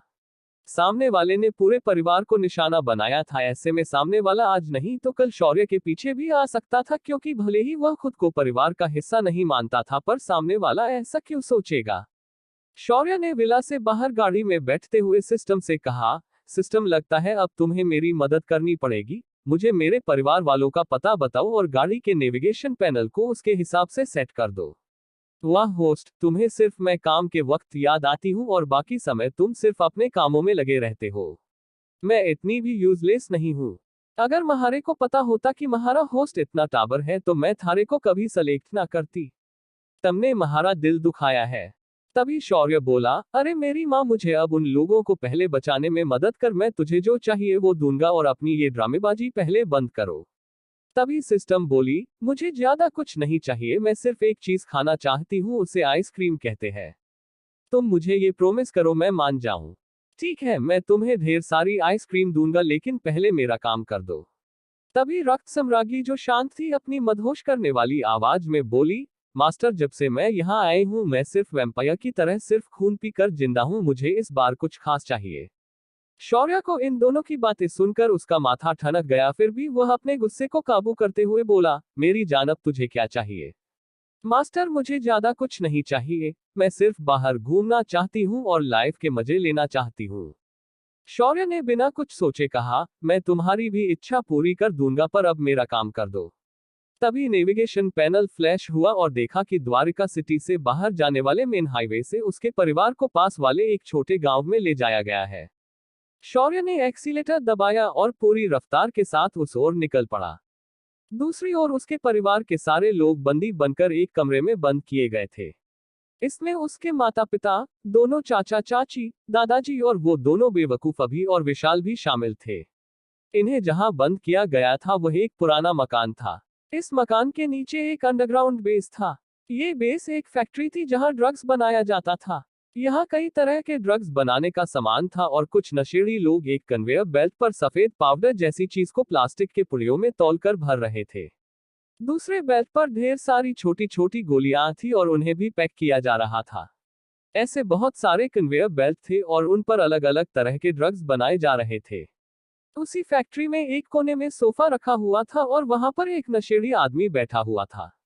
उसकी आंखें नशे की वजह से लाल हुई थी और उसके लंबे बाल जुड़े में बंधे हुए थे।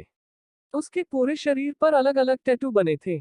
उसकी लंबी और मुड़ी हुई दाढ़ी उसे और ज्यादा बदसूरत बना रही थी। उसके हाथ में एक चमचमाती हुई इटालियन मेड पिस्तौल थी और वह अपने आदमियों पर नजर रख रहा था। तभी उसके पास एक लड़का दौड़ते हुए आया और बोला, बॉस, हमने पूरे अग्निहोत्रियों को उठा लिया है, पर हमें दुष्यंत के बच्चे नहीं मिले। सोफे पर बैठे आदमी ने पूरी बात सुनी और अपनी बंदूक को उस लड़के पर तान दिया और गोली चला दी। फिर वह आदमी बोला, आधा अधूरा काम करके कहते हो बॉस काम हो गया, भाई मुझे बदला लेने वालों से बहुत डर लगता है, इसीलिए पूरे परिवार को उठाने कहा था। अब देख तूने 2 चूहे नहीं उठाए, अब इसकी सजा तो तुझे मिलेगी ही। अरे ओ चाचा, जरा इसकी लाश को ठिकाने लगा देना, तब तक मैं उन अग्निहोत्रियों का स्वागत करता हूँ। ये था जुनैद का बेटा आसिफ अंसारी, जो ड्रग्स का कारोबार संभालता था। जुनैद के मरने के बाद उसे सिर्फ इतना पता चला कि उसके भाई की ऐसी हालत के पीछे अग्निहोत्री परिवार का हाथ है, तो उसने इन्हें उठा लिया। वह जब बेस से बाहर आया और उस कमरे में पहुंच जहां अग्निहोत्री परिवार था, तो उसने पाया कि यहां ज्यादातर मर्द थे, औरतें नहीं थी। फिर उसकी नजर रागिनी और चाचियों पर पड़ी और वह बोला, अग्निहोत्री परिवार की औरतें भी ज्यादा खास हैं, चलो पहले तुम लोगों के साथ कुछ मजे किए जाए, उसके बाद मैं अपने बाप के मौत का बदला बाकी लोगों को तड़प कर लूंगा। आसिफ आगे बढ़ा और उसने रागिनी को बालों से पकड़ा और बोला, तुम तो वही डिस्ट्रिक्ट कलेक्टर साहिबा हो, तुम्हें अगर मैं तुम्हारे पति के सामने मैं कुछ करूंगा तो तुम्हारा ये सो कॉल्ड पति बहुत गुस्सा होगा ना, वो बहुत तड़पेगा और मुझे गालियां देगा। तुम्हें पता है इसमें मुझे बहुत मजा आएगा, क्योंकि तुम्हारे पति ने जो मेरे बाप के साथ किया है उसके आगे ये कुछ भी नहीं है। अच्छा, बात तो ऐसे कर रहे हो जैसे तुम्हारा बाप दूध का धुला कोई संत महात्मा था। और रही बात उस औरत को कुछ करने की, तो बेटा पहले देख तो ले कि तू कुछ कर पाएगा या नहीं। ये बात आसिफ के पीछे से आई थी और इस बात में बहुत ज्यादा गुस्सा था। ये आवाज किसकी थी? कौन आया है अग्निहोत्रियों को बचाने? क्या शौर्य समय पर पहुंच पाएगा? क्या आसिफ अपना बदला पूरा कर पाएगा? CH-58 कत्लेआम। आज पूरा अग्निहोत्री परिवार जुनैद के बेटे आसिफ ने किडनैप करवाया था। आसिफ अपने बाप के मौत का बदला लेने के लिए अग्निहोत्री परिवार की औरतों पर हाथ डालने वाला ही था, तभी उसे पीछे से एक आवाज सुनाई दी। जब उसने मुड़कर देखा तो उसे एक परछाई दिखाई दी और उसका चेहरा उस कम उजाले में दिख नहीं रहा था। फिर वह परछाई धीरे धीरे आगे आई, तब उसका चेहरा आसिफ को साफ नजर आया। उसकी आंखें फैल गई और बड़बड़ाया, तुम कौन हो और अंदर कैसे आए? आसिफ ये बोलते वक्त बहुत हकला रहा था। उसे भी अच्छे से पता था कि उसके आदमी बाहर थे, पर ये इंसान उनके होने के बावजूद अंदर पहुंच गया था। इसका एक ही मतलब है, उसके सारे बाहर खड़े आदमी मारे जा चुके हैं। बेटे, मैं वही हूँ जिसने तेरे बाप को ऊपर पहुंचाया था। अब तुझे तेरे बाप से मिलने की इतनी जल्दी थी ये मुझे पता नहीं, वरना उसी दिन तुझे भी तेरे सुअर बाप के पास भेज देता। जब आसिफ ने ये सुना तो वो हैरान रह गया और बोला, तुम अग्निहोत्री फैमिली से हो? शौर्य मुस्कुराया और बोला, हाँ भी और नहीं भी। एक समय था अग्निहोत्री मुझे अपना नहीं मानते थे, तब मैं उनको अपनाना चाहता था। अब एक समय है कि मैं उन्हें अपनाना नहीं चाहता, पर अब वह मुझे अग्निहोत्री परिवार का हिस्सा मानते हैं। साला बहुत कंफ्यूज कर दिया है मुझे इस बात ने। खैर वो छोड़, अब मुझे बता कि तू कैसे मरना चाहेगा? वैसे जैसे तेरे बाप को मारा था, या फिर वैसे जैसे किसी लावारिश कुत्ते को मारा जाता है? आसिफ ने जब ये सुना तो उसका गुस्सा फूट पड़ा और उसने अपनी पिस्तौल निकालकर शौर्य पर तान दी और गोली चला दी। गोली चलाने के बाद आसिफ के चेहरे पर एक मुस्कान आ गई थी। तभी जो उसने सामने देखा, उसकी मुस्कान उतनी ही तेजी से गायब हो गई। उसके सामने शौर्य ने उस गोली को अपने 2 उंगलियों से पकड़ रखा था। इस बार शौर्य के मुंह पर मुस्कान आई, वह भी बेहद डरावनी वाली। इसे देखकर आसिफ सिर से लेकर पांव तक कांप गया था। उसने तुरंत अपने जेब पर हाथ मारा और उस मकान का अलार्म बज उठा। अलार्म के बजते ही एक दरवाजा खुलने की आवाज हुई और उसी के साथ कई सारे नशे में धुत आदमी दौड़कर बाहर आ गए। उनके हाथों में मशीन गन और पिस्तौलें थी। शौर्य फिर भी शांति से ये सब होते हुए बस देख रहा था। कुछ देर बाद शौर्य और उसके परिवार को गन पॉइंट पर घेर लिया गया। शौर्य फिर भी मुस्कुराते हुए बोला, अरे भाई, ये तो पूरी नशेड़ियों की टीम पाली राखी है तूने यहाँ पर। तुझे अभी भी लगता है कि ये लोग मेरा कुछ बिगाड़ पाएंगे? तभी आसिफ हंसते हुए बोला, तेरा तो नहीं, पर तेरे परिवार का क्या होगा? वो तो तेरी तरह गोली नहीं पकड़ पाएंगे। शौर्य ने अपना हाथ झटका और उसके हाथ में उसकी तलवार चमकने लगी। तलवार हाथ में आते ही शौर्य अपनी जगह से मानो टेलीपोर्ट हुआ हो और दूसरे ही पल वह वापस अपनी जगह पर खड़ा था। उसने अपनी तलवार को एक झटका दिया और खून का फुव्वारा पूरे रूम में उस गया। उसी के साथ दर्दनाक चीखों से पूरा कमरा भर गया। जब आसिफ ने ध्यान से देखा तो पाया कि उसके हर एक आदमी के हाथ और पैर बड़े सफाई से काटे गए थे और वे लोग दर्द में बिलख रहे थे। चिंखों की आवाज इतनी ज्यादा थी कि अग्निहोत्री परिवार के लोगों ने अपने कानों पर हाथ रख दिए थे। ये मंजर बहुत भयानक था। आसिफ जैसा राक्षस भी डर से कांप रहा था। वह अब खड़े रहने के लायक नहीं बचा था। वह रेंगते हुए शौर्य के पैरों में गिड़गिड़ाते हुए बोला, बड़े भाई मुझे माफ कर दो, मैं पागल था जो तुमसे भीड़ गया। तुम चाहे जो मांग लो पर मुझे मत मरो। मैं तो बस बहक गया था। प्लीज मुझे छोड़ दो, मैं जिंदगी में फिर कभी ऐसी गलती नहीं करूंगा। इतना कहकर आसिफ फूट फूट कर रोने लगा। उसका रोना एकदम फनी लग रहा था। उसे देखकर शौर्य बोला, बेटे तूने एकदम से मेरा वक्त बदल दिया, जज्बात बदल दिए। तू चाहता क्या है? तू इतना कैसे बदल गया? तू तो अग्निहोत्रियों को आज मारने वाला था। तुझे तेरे बाप के मौत का बदला लेना है तो फिर तू अब इतना क्यों डर रहा है? अरे मर्द कभी ऐसे डरते नहीं, डटकर सामना करते हैं। आसिफ, जिसके नाक से और आंखों से पानी आ रहा था, उसकी लंबी दाढ़ी भीग चुकी थी, वह सब कुछ पोंछते हुए बोला, बड़े भाई आपके सामने मैं क्या ही करूंगा, बस आप मुझे मत मरो। मैं अभी ये देश छोड़कर चला जाऊंगा और मेरा ड्रग्स का जो धंधा है उसे मैं बंद कर दूंगा। शौर्य बोला, मैं भी तुम्हें मरना नहीं चाहता, लेकिन क्या करे, मजबूरी है। तूने जो कर्म किए हैं वे माफी के लायक नहीं है। तेरे इस जहर ने कई मासूम जिंदगियों को बर्बाद कर दिया है, तो उसके लिए अब तुम्हें चलना चाहिए। Bye and take care. इतना कहकर शौर्य ने अपनी तलवार घुमा दी और उसके शरीर को दो टुकड़ों में बांट दिया। फिर शौर्य ने सभी परिवार वालों को देखा और कहा, आप लोग अब सुरक्षित हैं, आप बाहर जाकर रुकिए, मैं इन सभी को सही जगह पहुंचा कर आता हूं। इतना कहकर शौर्य नीचे पड़े नशेड़ियों को देखने लगा जिनके हाथ पैर कटे हुए थे। शौर्य ने फिर वहीं पड़े सारे हथियार अपनी स्टोरेज रिंग में डाल दिए और आसिफ की पिस्तौल को उठा लिया। फिर उसने आसिफ की जेब से उस पिस्तौल की मैगजीन उठा ली और उसे लोड कर दिया। शौर्य ने फिर एक एक करके सभी आदमियों को मौत की नींद सुला दिया।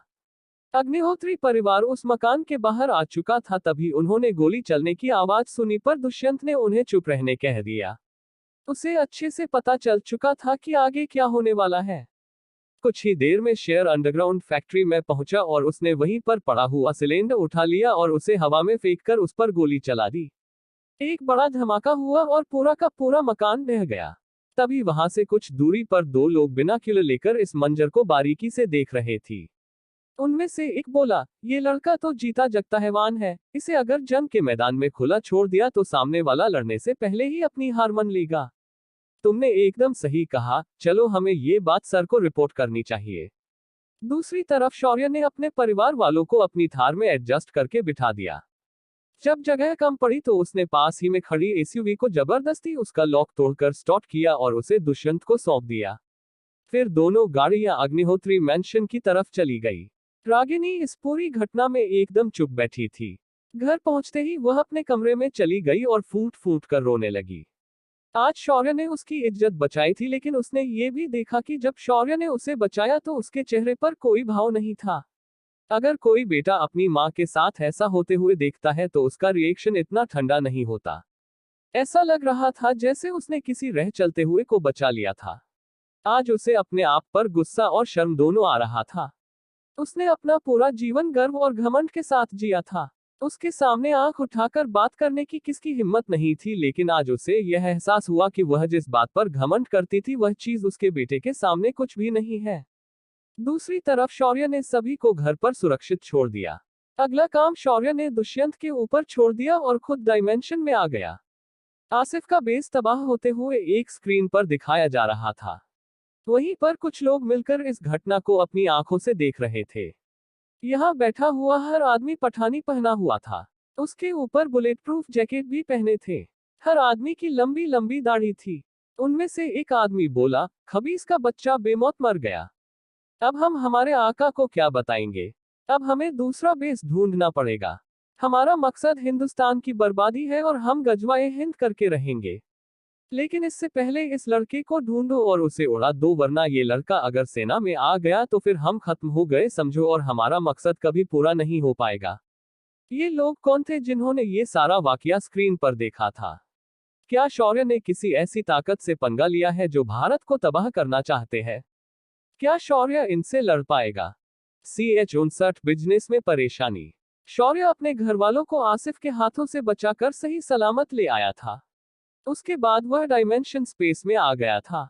जब वह डायमेंशन में पहुंचा तो देखा कि सिया, माया और आर्या तीनों मिलकर उस महल के अंदर सोफे पर बैठकर फल खा रही थी और गप्पे लड़ा रही थी।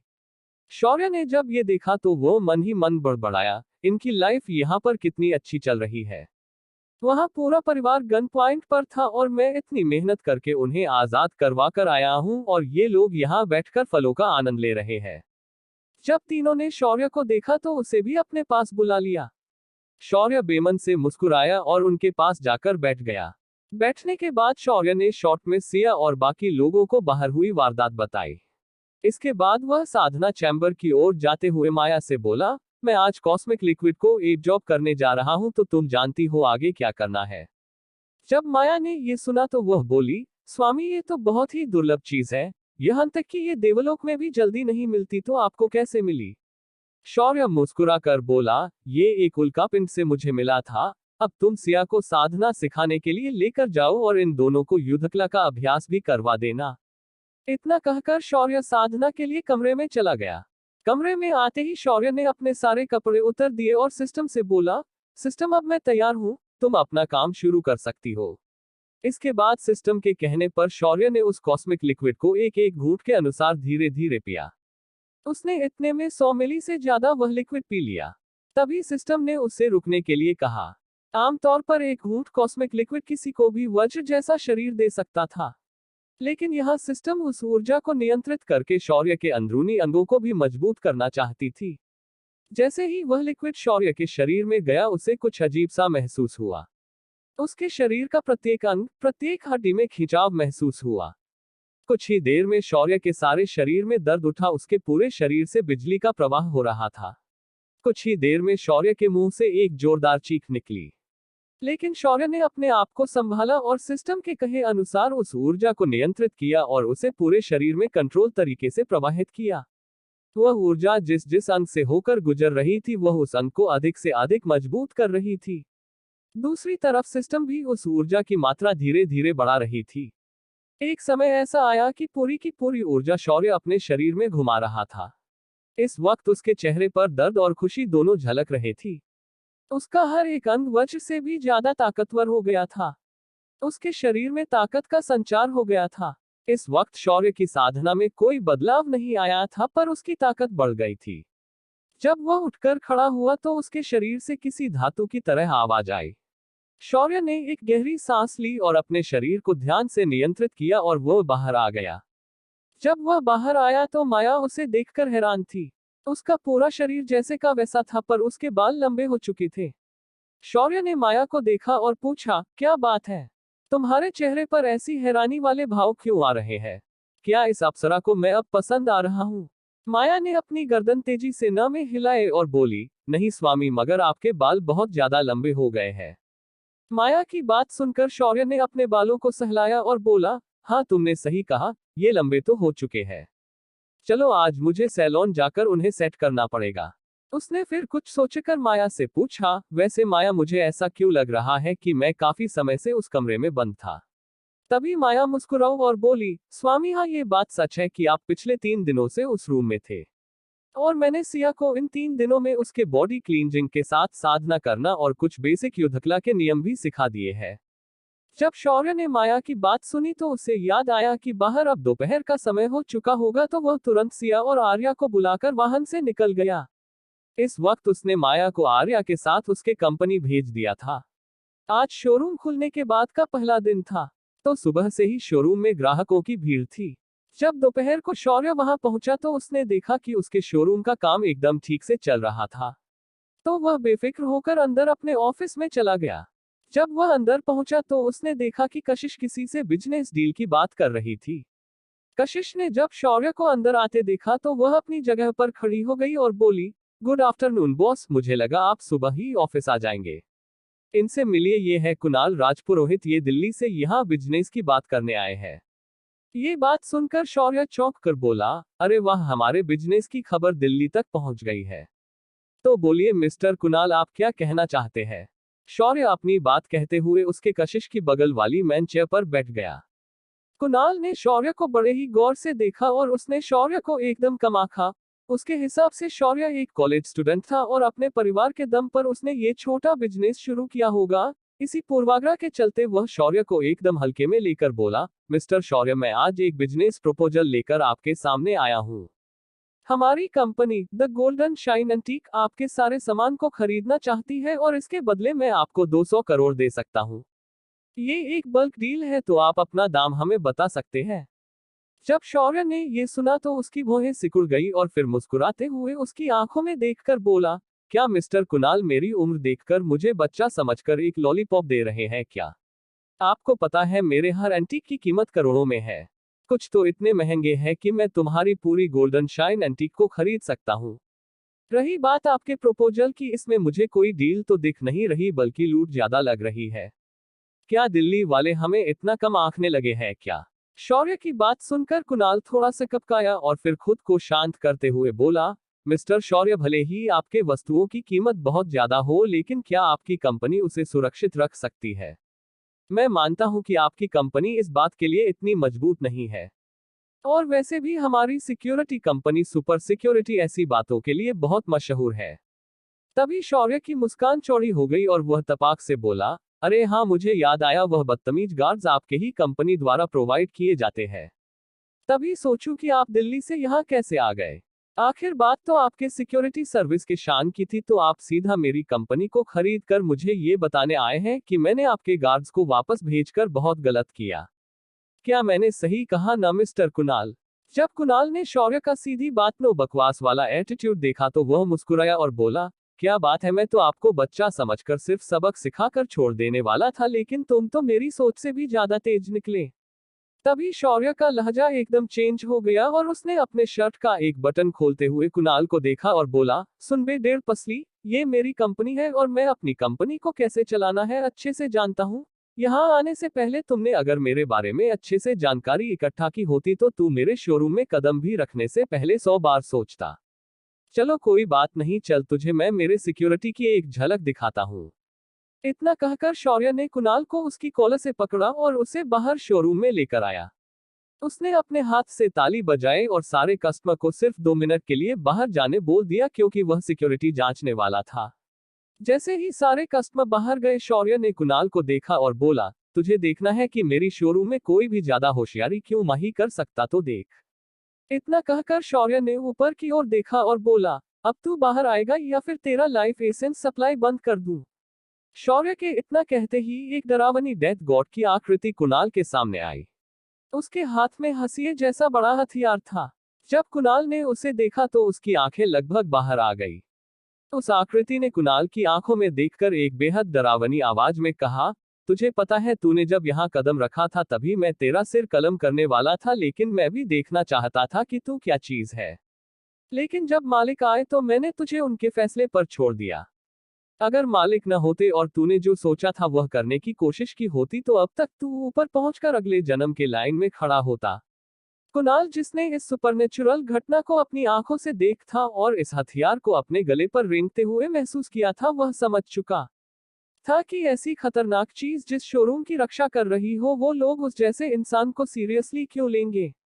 कुणाल तुरंत हाथ जोड़कर शौर्य से बोला, मुझे माफ कर दो, मुझे अपनी गलती का एहसास हो चुका है, तो फिर आज के बाद मेरी कंपनी या फिर हमारी कोई और कंपनी आपके बिजनेस में कभी तंग नहीं अड़ाएंगे। इतना कहकर कुणाल तेजी से दौड़कर शोरूम से बाहर निकल गया। तभी शौर्य को एक अजीब सा एहसास होने लगा। उसका सिक्स्थ सेंस उसे आने वाले खतरे की चेतावनी दे रहा था। शौर्य ने तुरंत खुद को शांत किया और बड़बड़ाया, अब किसको मरने की चूल मची है कि साल सीधा मुझे निशाना बनाने की सोच रहा है। ये शौर्य क्या कह रहा था? अब कौन उसे टारगेट कर रहा था? क्या कोई नया बेवकूफ उसके साथ पंगा लेने आ रहा है? CH-60 बेगाने शादी में पुलिस वाला दीवाना। शौर्य, जिसने खतरा महसूस किया था, वह बड़े ही शांति से अपने ऑफिस से बाहर आया और उसने कशिश को सूचित किया कि आज शोरूम जल्दी बंद करके वे लोग घर चले जाए।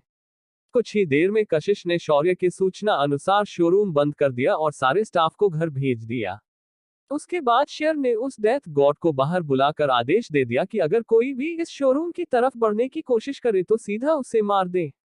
इतना कहकर शौर्य भी वहां से बाहर आया और अपनी गाड़ी में बैठने के लिए जाने लगा। तभी उसे महसूस हुआ कि किसी ने उसके गाड़ी में कुछ लगाया है। उसने फिर अपनी दिव्य दृष्टि का इस्तेमाल किया तो पाया कि उसके गाड़ी में किसी ने बॉम्ब लगाया है। शौर्य इस बात से सन्न रह गया और मन ही मन बोला, क्या मैं इतना हाई प्रोफाइल हो गया कि मेरे गाड़ी में अब बॉम्ब भी लगाए जाने लगे? क्या जमाना आ गया है? इतना कहकर शौर्य ने सिस्टम से कहकर उस बॉम्ब को निकलने का तरीका पूछा तो उस पर सिस्टम बोली, ओ भाई होस्ट, पहले अपनी आइसक्रीम की डील पूरी करो वरना भूल जाओ कि मैं तुम्हें इसे निकलने में कभी तुम्हारी मदद भी करूंगी। ये बात सुनकर शौर्य बड़े ही लाचारी के साथ मुस्कुराते हुए बोला, ठीक है मैं तुम्हें आइसक्रीम दे दूंगा पर पहले मुझे ये बताओ कि क्या ये बॉम्ब मेरे यहाँ से जाते ही फट तो नहीं जाएगा। तुम कितना डरते हो होस्ट, डोंट वरी वो बॉम्ब तब तक नहीं फटेगा जब तक तुम उसे स्टॉप नहीं करोगे। सिस्टम ने शेर को तंज कसते हुए कहा। शौर्य ने राहत की सांस ली ही थी तभी रक्त सम्राज्ञी बोली, मास्टर आपने मुझे भी प्रॉमिस किया था। शौर्य अब इन दोनों लड़कियों के बीच फंसा हुआ था। उसने अपना हाथ हिलाते हुए रक्त सम्राज्ञी को बाहर निकाला और बोला, मैं तुम्हें पूरा 1 घंटा देता हूं, तुम जाकर मजे कर सकती हो पर 1 घंटे बाद मैं तुम्हें जहां हो वहां से सीधा उठा लूंगा। उस तलवार ने शौर्य की बात को सुनकर हाँ में गर्दा हिलाए और वह वहां से जाने लगी तभी शौर्य ने कुछ कैश अपनी अंगूठी से निकलकर अपनी तलवार को दे दिया।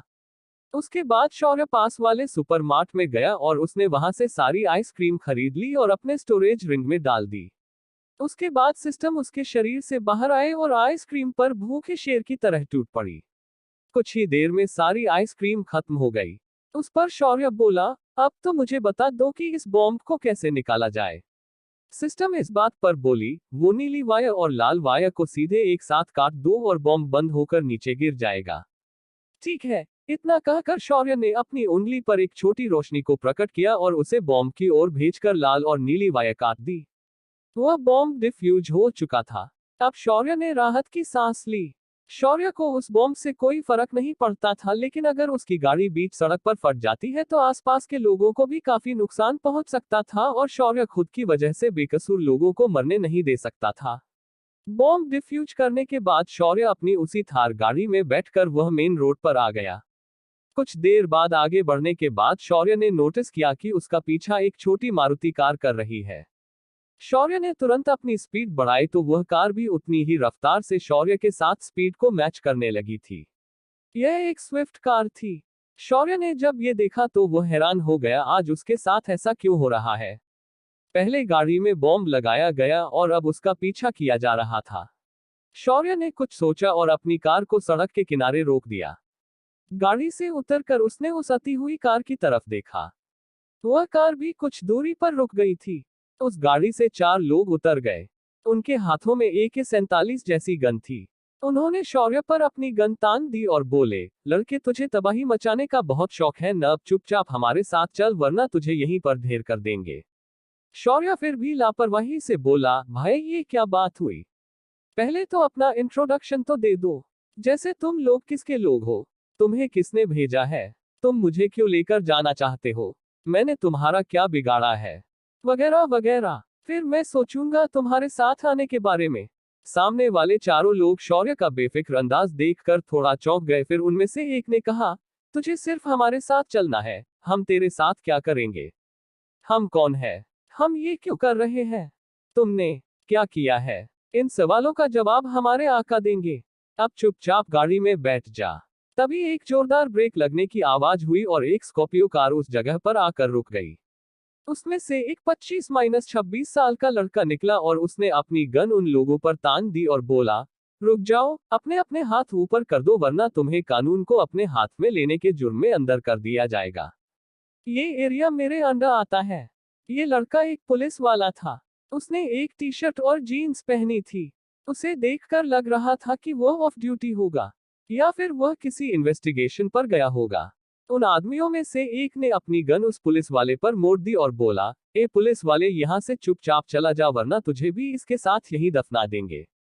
ये बात सुनकर वह पुलिस वाला थोड़ा सहम गया पर उसने कड़ी आवाज में जोर देकर कहा, क्या तुम्हें लगता है कि तुम ऐसा कर पाओगे। जब उस पुलिस वाले ने इतना कहा ही था तभी एक आदमी ने उस पर गोलियां बरसाना शुरू किया। उसे पुलिस वाले ने फुर्ती से खुद को गाड़ी के दरवाजे के पीछे छिपा लिया। तभी शौर्य ने अपनी आसिफ से छीनी हुई वह चमकदार गन निकाली और 4 बार गोली चला दी। अचानक वहां पार सन्नाटा पसर गया। जब उस पुलिस वाले को लगा कि सब शांत हो गया है तो उसने अपने सिर बाहर निकाल कर देखा। उसके सामने 3 लाशें पड़ी थी और एक आदमी अपने हाथ को पकड़कर शौर्य को देख रहा था। शौर्य अपनी पॉकेट में हाथ डालकर खड़ा था जैसे वह पहले खड़ा था। पुलिस वाले को यह बात बहुत अजीब लगी। वह गाड़ी के दरवाजे के पीछे से आया और उन आदमियों के पास पहुंचकर नीचे गिरे हुए लोगों को ध्यानी से देखने लगा। उन तीनों के सिर में एक छेद था। पुलिस वाले ने हैरानी से उस बगल वाले आदमी से पूछा, ये लोग कैसे मरे गए? बताओ मुझे, इन्हें किसने मारा? उस आदमी ने अपना जख्मी हाथ दूसरे हाथ से ऊपर उठाया और शौर्य की ओर उंगली से इशारा किया। अब आगे क्या करेगा शौर्य? क्या पुलिस शौर्य को हत्या के जुर्म में गिरफ्तार करेगी? कौन थे ये लोग शौर्य को लेने आए थे?